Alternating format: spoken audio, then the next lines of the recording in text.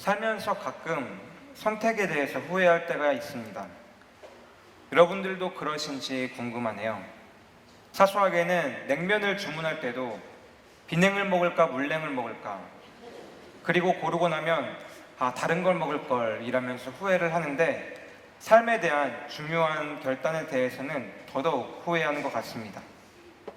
예를 들면 어떤 사람이 될까, 어떤 학교에 들어갈까, 어떤 배우자와 결혼할까, 어디에 취업할까 등 사실 삶은 선택의 연속입니다.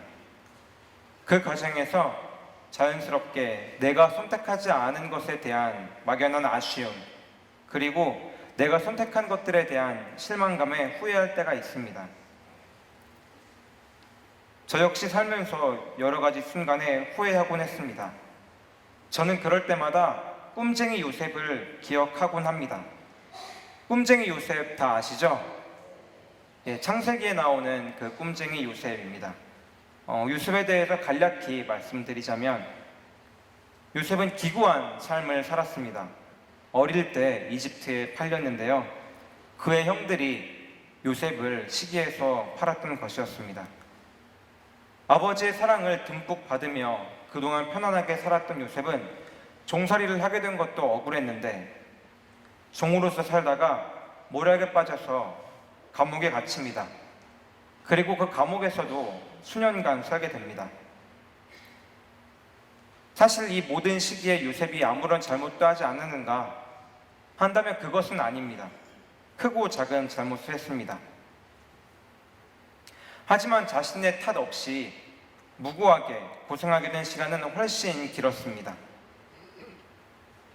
하지만 꿈쟁이 요셉은 종으로서 살아갈 때도, 감옥에 있었을 때도 꿈을 통해 주변 사람들을 도와주기로 선택합니다.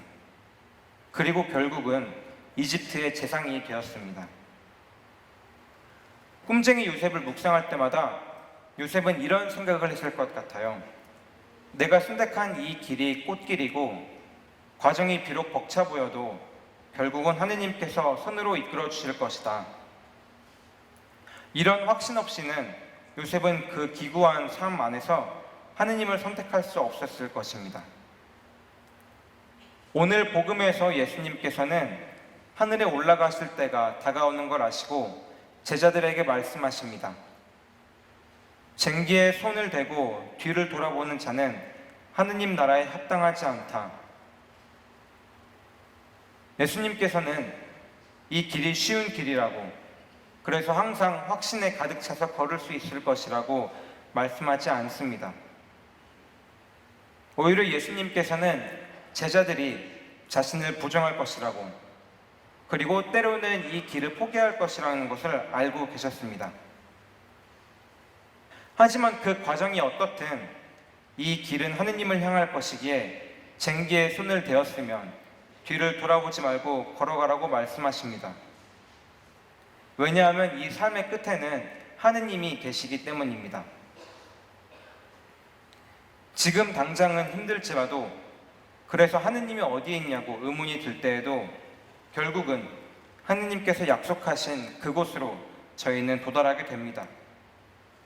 그러니 전능하신 하느님을 믿고 또 저희가 했던 이 선택들을 신뢰하면서 이 삶의 길을 함께 걸어나가길 기도합시다. 쟁기를 들었으면 뒤를 돌아보지 말고 이 길을 쭉 향하기를 기원합니다. 그날에 기뻐하고 뛰놀아라. 보라, 너희가 하늘에서 받을 상이 크다. 그리고 어제는 또 저희 주임 신부님이신 이병헌 신부님의 영명 축일이셨습니다.